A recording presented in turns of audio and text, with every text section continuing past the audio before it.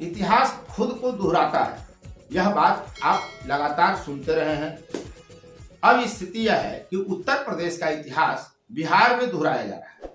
हम बात राजनीतिक इतिहास की कर रहे हैं।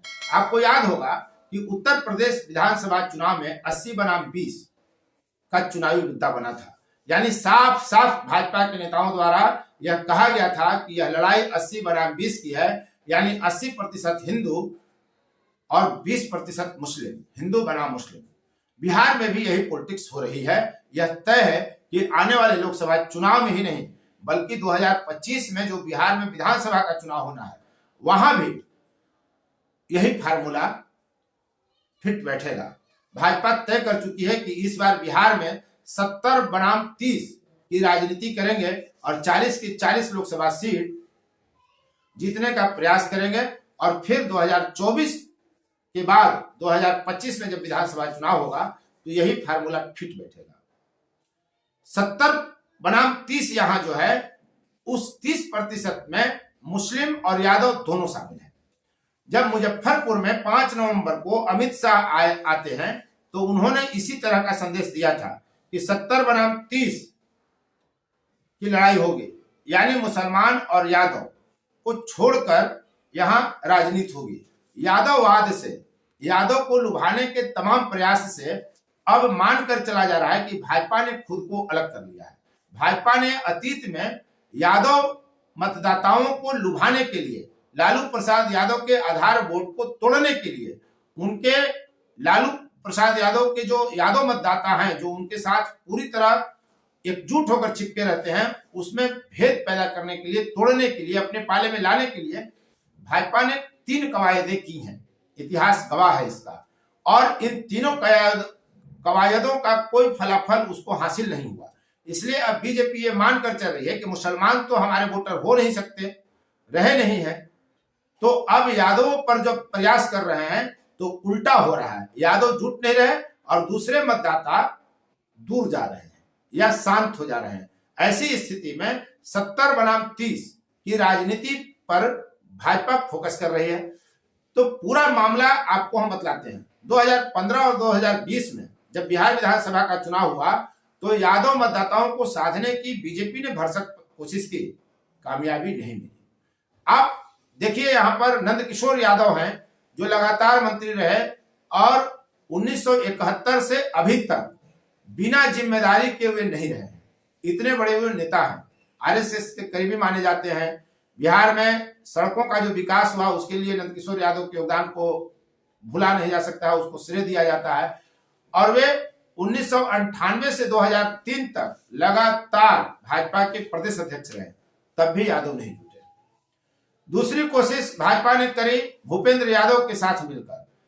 2014 से 2022 तक भूपेंद्र यादव बिहार के प्रदेश प्रभारी रहे। तीखी प्रतिक्रिया पार्टी के स्तर पर हुई। पार्टी के कार्यकर्ताओं ने साफ साफ कहा कि भूपेंद्र यादव को प्रदेश प्रभारी बनाने से सिर्फ यादवों को आगे किया जा रहा है और इससे दूसरी जाति के जो मतदाता हैं, जो कोर वोटर हैं, जो आधार वोटर हैं भाजपा के, उनमें नाराजगी बढ़ रही है। याद करिए कि भूपेंद्र यादव के रहते ही इसी बीच केंद्र में राज्य मंत्री नित्यानंद राय को एक समय बिहार में मुख्यमंत्री के रूप में 2020 के चुनाव के समय प्रोजेक्ट किया गया था। फलाफल कुछ नहीं मिला। यादव वोट कभी भाजपा से नहीं जुड़े। इसके अलावा फिर उसने कोशिश की बीते वर्ष 14 नवंबर को 2023 में पटना के बापू सभागार में यदुवंशी समागम का आयोजन किया गया। पहले कहा गया कि नीतीश भारद्वाज जो कृष्ण की भूमिका में महाभारत में थे उनको बुलाया जाएगा, वो आए नहीं।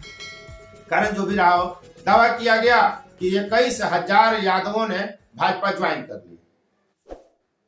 कई प्रकार के दावे आए। तो ऐसी परिस्थिति में अब भाजपा इस रणनीति पर काम कर रही है कि यादव और मुस्लिम को लुभाने से बेहतर है कि बाकी जातियों को लुभाया जाए। अब जब बिहार में जाति जनगणना हुआ, जाति सर्वे हुआ, तो उसके अनुसार बिहार में 14.27% यादव हैं और 17.70% मुस्लिम है, यानी लगभग 32%, 31.97% यादव और मुस्लिम वोट है।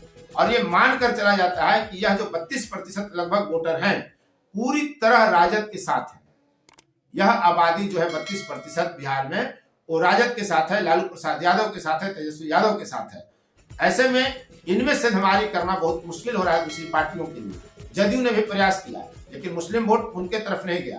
कांग्रेस से पूरी तरह यादव और मुस्लिम किनारे हैं। ये और बात है कि जहां गठबंधन की सीटें रहेंगी वहां वो वोट देंगे, लेकिन राजद के प्रत्याशी के रहते कांग्रेस और जदयू के प्रत्याशी को कभी मुस्लिम और यादव वोट नहीं करते हैं। बिहार का ये ट्रेंड है और यही ट्रेंड है भाजपा के साथ। भाजपा को भी कभी भी मुस्लिम और यादव वोट नहीं देते।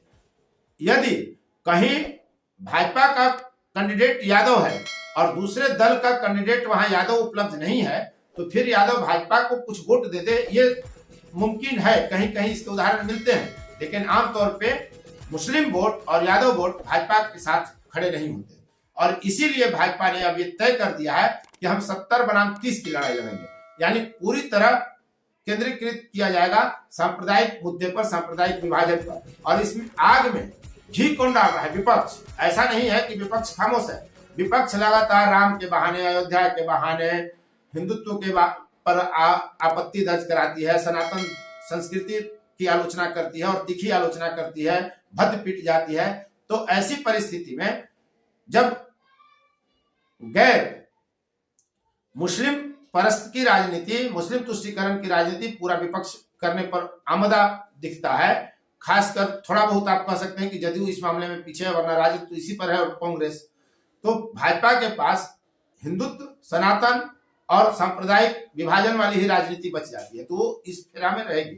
अब भाजपा का जो पॉलिटिक्स है वह इस पर है कि ओबीसी जो 36.01% है, जिसे नीतीश कुमार के साथ जोड़ा जाता है, इसका अधिक से अधिक वोट, और खासकर बिहार में एक राजनीति जो चल रही है कि 1% से कम जनसंख्या वाली जो जातियां हैं उनके वोट को कैसे बीजेपी अपने पाले में खड़ा करे, इसकी राजनीति चल रही है।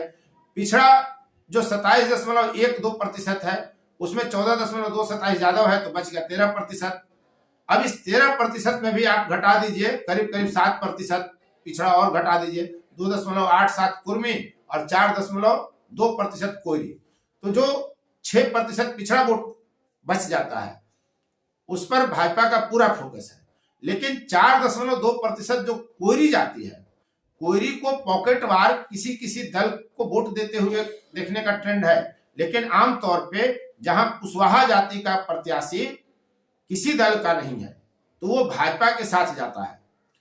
भाजपा कुशवाहा का 4.2% वोट साधने के लिए ही सम्राट चौधरी को प्रदेश अध्यक्ष बनाती है और आगे करती है, उपेंद्र कुशवाहा के साथ गठबंधन करती है। और ये माना जा रहा है कि उपेंद्र कुशवाहा का जो दल है, राष्ट्रीय लोक जनता दल, वो एनडीए का ही हिस्सा है और हिस्सा रहेगा। तो कुशवाहा वोट 4.2%, यानी लगभग आप मानकर चलिए कि 10% पिछड़ा वोट और ओबीसी का बड़ा वोट बैंक साधने के लिए भाजपा अपनी रणनीति बना रही है। और यदि ऐसा कुछ होता है, जैसा कि भाजपा ये मानकर चल रही है कि 70% जो बिहार की आबादी है मुस्लिम और यादव छोड़कर, उसी की बड़ी संख्या भाजपा का कोर मतदाता है।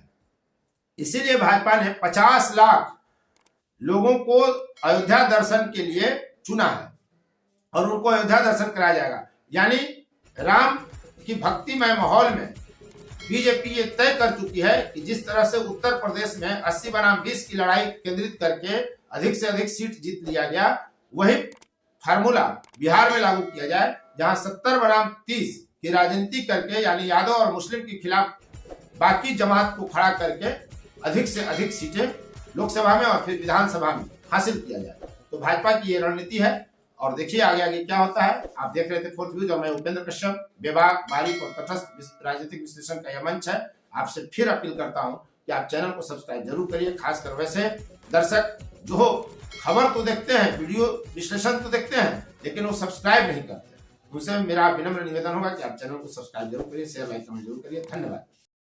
फोर्थ व्यूज, चौथा विचार, बाकी फिर